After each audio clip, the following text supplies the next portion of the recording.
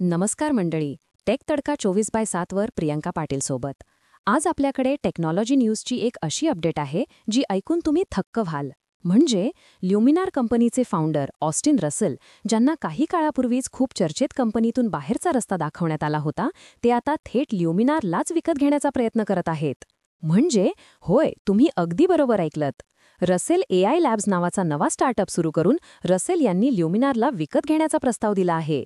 ल्युमिनारची board आता काय करतीये याकडे सगळ्यांचं लक्ष लागलंय. पण गंमत म्हणजे ल्युमिनारच्या बोर्डनेच रसेलला या कल्पनेबद्दल विचारलं होतं असंही बोललं जातंय. म्हणजे नक्की काय शिस्त आहे आतमध्ये? एकंदरीत ऑस्टिन रेग्रेसो करू शकणार का बघूया. आणि हो, इलेक्ट्रिक एअरक्राफ्ट सेक्टरमध्ये पण काही मोठे घडामोडी घडल्यात. बीटा टेक्नॉलॉजीजने IPOद्वारे तब्बल $825 मिलियन उभारण्याची तयारी केली आहे. म्हणजे सुमारे 6,800 कोटी. रॉकेट.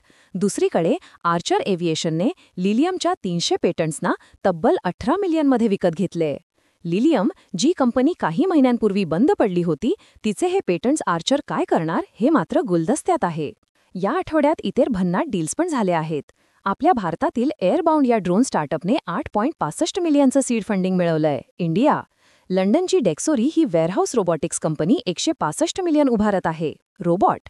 फ्लीटवर्क्स, जी AI डिस्पॅचर बनवते, तिने 17 मिलियनचा निधी जमवलाय.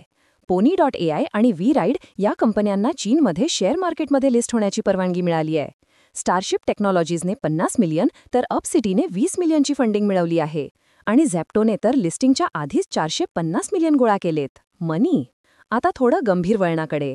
टायटन सबमर्सिबल दुर्घटनेबद्दल नॅशनल ट्रान्सपोर्टेशन सेफ्टी बोर्डने सांगितलंय की ते सबमर्सिबल सेफ्टी स्टँडर्ड्सनुसार बनवलंच नव्हतं. स्टेलांटिस आणि Pony.ai मिळून युरोपसाठी रोबोटॅक्सी बनवणार आहेत, पण त्याचवेळी स्टेलांटिस अमेरिकेत इलेक्ट्रिक गाड्यांवर थोडं कमी लक्ष केंद्रित करत आहे. फक्त 5 पैकी 1 गाडी इलेक्ट्रिक असेल असं म्हटलंय त्यांनी. उबर आता AI मॉडेल ट्रेन करण्यासाठी लोकांकडून फोटो अपलोडसारखी कामं करून घेणार आहे. सेल्फी.